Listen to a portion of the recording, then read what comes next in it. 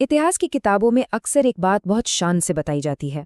वो ये कि 1833 में ब्रिटिश साम्राज्य ने स्लेवरी यानी गुलामी को हमेशा के लिए खत्म कर दिया था। ऐसा लगता है ना जैसे दुनिया अचानक बहुत सभ्य हो गई हो। लेकिन इसके पीछे का काला सच कुछ और ही है। आज हम इसी छुपे हुए खौफनाक सच की गहराइयों में उतरेंगे। हम बात कर रहे हैं गिरमिटिया प्रथा की। एक ऐसा सिस्टम जिसने पुरानी गुलामी की जगह ली, लेकिन एक नए और ज्यादा क्रूर चेहरे के साथ। ये समंदर के खारे पानी में घुले लाखों भारतीयों के आंसुओं और खून की कहानी है। सोचिए, एक ऐसा सिस्टम जहां जीते जागते इंसानों को सिर्फ एक कागज के टुकड़े पर बेच दिया गया। चलिए, इस पूरी व्यवस्था को अगर एक लाइन में समझना हो ना, तो वो ये है। हमने गुलामी को खत्म नहीं किया, बस उसका तरीका बदल दिया। हुआ ये था कि जब दासों को आज़ाद किया गया, तो अंग्रेज़ों के चाय और चीनी के विशाल बागान ठप पड़ने लगे। अब उन्हें मुनाफे के लिए ऐसे मजदूर चाहिए थे जो बिल्कुल गुलामों की तरह काम करें, सस्ते हों, लेकिन कानूनी कागजों पर आज़ाद दिखें।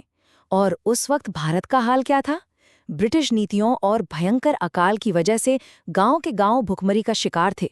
लोग पेड़ों की छाल और मिट्टी तक खाने को मजबूर थे।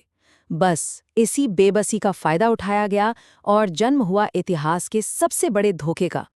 अब इन अहम ऐतिहासिक पड़ावों पर नजर डालिए। 1833 में गुलामी का अंत दिखाया गया है, ठीक है। लेकिन इसके बाद 1857 का वो भारतीय विद्रोह, वो इस कहानी का एक बहुत बहुत बड़ा हिस्सा है। जब वो विद्रोह कुचला गया ना, तो उसके बाद अंग्रेजों ने जो बर्बरता दिखाई, जो नरसंहार किया, उससे गांव में एक अजीब सा खौफ फैल गया।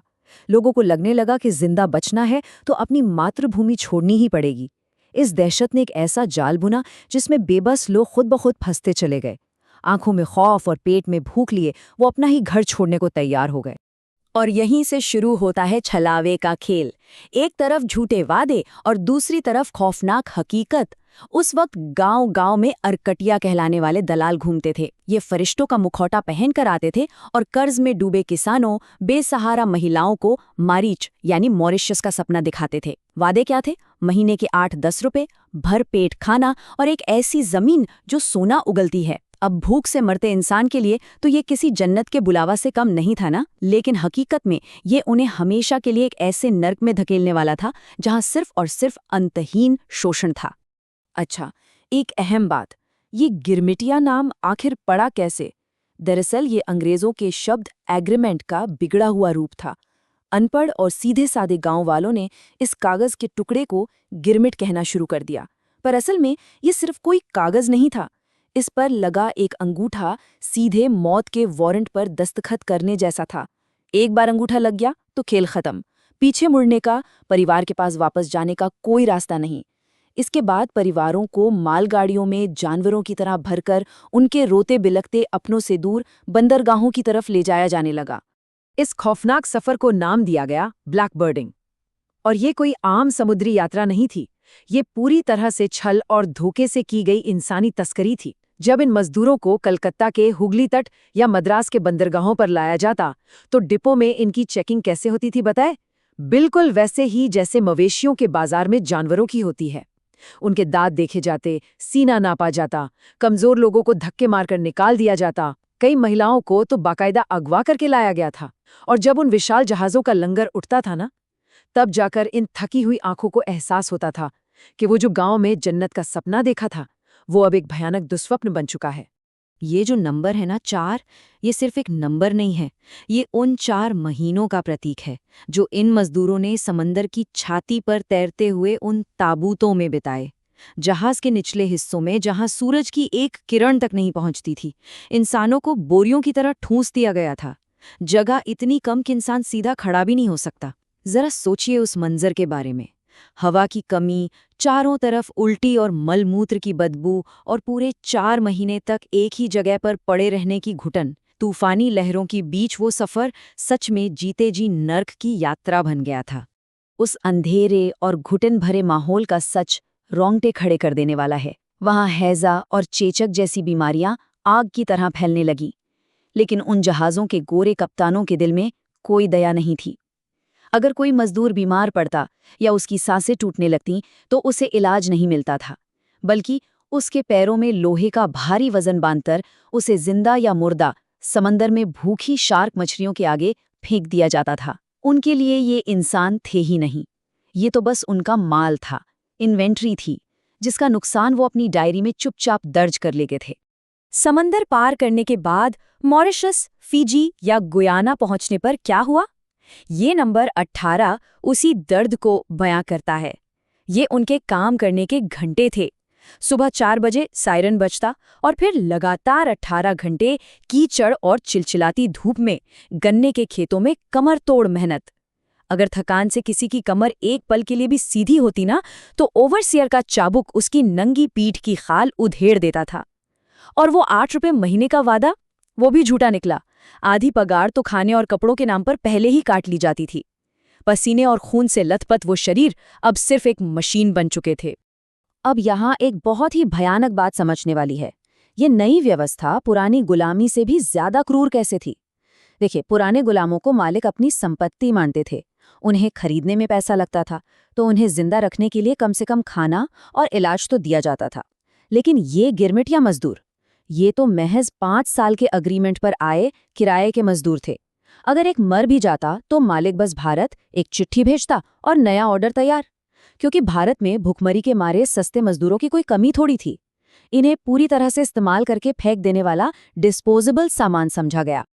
अब हम एक ऐसे पहलू की ओर बढ़ते हैं जो शायद इस पूरे इतिहास का सबसे दर्दनाक हिस्सा है।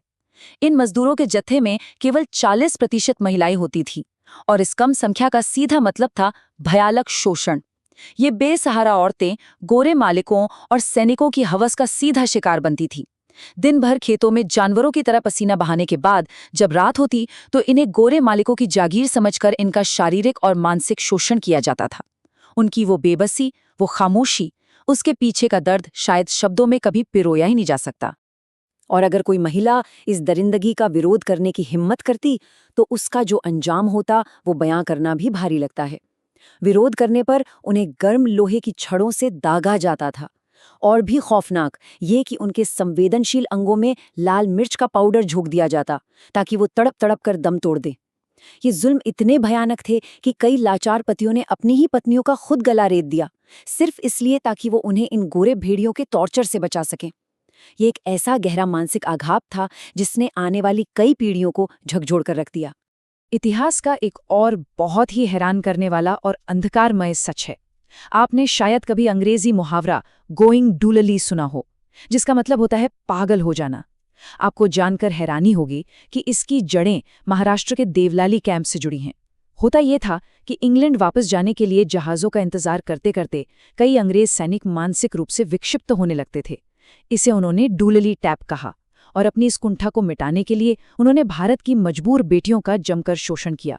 जब उनका जहाज आता तो वो उन लड़कियों को बंदरगाहों पर सिसकता हुआ छोड़कर भाग निकलते, और पीछे रह जाते उनके बूढ़े पिता सिर्फ रोने के लिए। इतने भयानक शोषण, अपनों से हमेशा के लिए बिछड़ जाने के दर्द और एक अनजान देश के अनंत अंधकार के बीच एक बहुत बड़ा सवाल मन में उठता है। इन इंसानों ने हार क्यों नहीं मानी? मीलों दूर, जहां ना कोई उनकी सुनने वाला था, ना कोई अदालत थी, वहां इन लोगों ने अपनी इंसानियत और अपने अंदर की उस उम्मीद को आखिर कैसे जिंदा रखा? इसका जवाब छुपा है उनके अटूट हौसले और उनकी गहरी संस्कृति में। दिन भर कोड़ों की मार और गालियां सहने के बाद जब ये मजदूर रात को अपनी टूटी फूटी झोपड़ियों में लौटते ना, तो अंधेरे में एक साथ बैठकर रामचरितमानस की चौपाइयां गाते थे। बस यही वो दौलत थी जिसने उनकी आत्मा को टूटने से बचाए रखा। अपनी मिट्टी और अपने अपनों की याद में उन्होंने विदेशिया लोकगीतों की रचना की।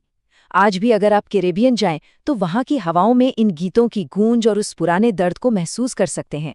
जंजीरों ने उनके जिस्म को जरूर बांधा था, लेकिन वो उनके हौसले और उनकी संस्कृति को कभी नहीं बांध पाईं। अब देखते हैं कि इस घने अंधकार का अंत आखिर हुआ कैसे। बदलाव की ये चिंगारी भड़की दक्षिण अफ्रीका में, जब एक युवा भारतीय वकील महात्मा गांधी को उनके रंग के कारण ट्रेन से बाहर फेंक दिया गया। उन्होंने अपनी आंखों से भारतीय मजदूरों का ये शोषण देखा और पूरी दुनिया को चीख चीख कर बताया कि ये कोई अनुबंध नहीं है, ये नग्न गुलामी है। जब ये खबर भारत पहुंची तो जनता का खून खौल उठा।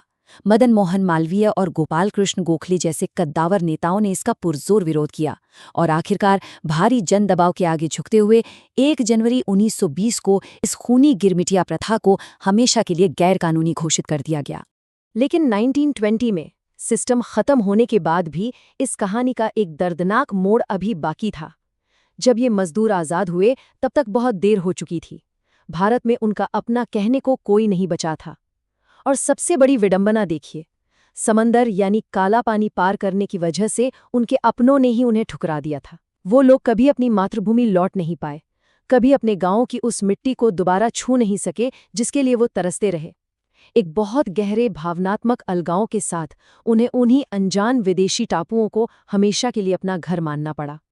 लेकिन कहते हैं ना, अथाह दर्द से ही सबसे मजबूत विरासत जन्म लेती है। आज इस हकीकत को देखिए, मॉरिशस, फिजी और गुयाना जैसे देशों में उन्हीं कोड़े खाने वाले बेबस मजदूरों के वंशज आज वहां के राष्ट्रपति और प्रधानमंत्री के पदों पर बैठे हैं। उन गिरमिटियों ने कभी हार नहीं मानी। अंग्रेजों ने उन्हें जिस दलदल में फेंका था ना, उन्होंने उसी दलदल में कमल खिलाकर दिखा दिया। उन्होंने भारत से बाहर एक लघु भारत का निर्माण किया और अपने अनगिनत संघर्षों से एक ऐसे सशक्त समुदाय की नींव रखी जो आज पूरी दुनिया में अपनी पहचान बना चुका है। तो अंत में एक सवाल जरूर सोचिएगा, जब भी इतिहास ताकतवर साम्राज्यों की दौलत और उनकी भव्य इमारतों का जश्न मनाता है, तो क्या हमें उस मिट्टी में मिले उन लाखों अनाम लोगों के खून और पसीने को याद नहीं रखना चाहिए?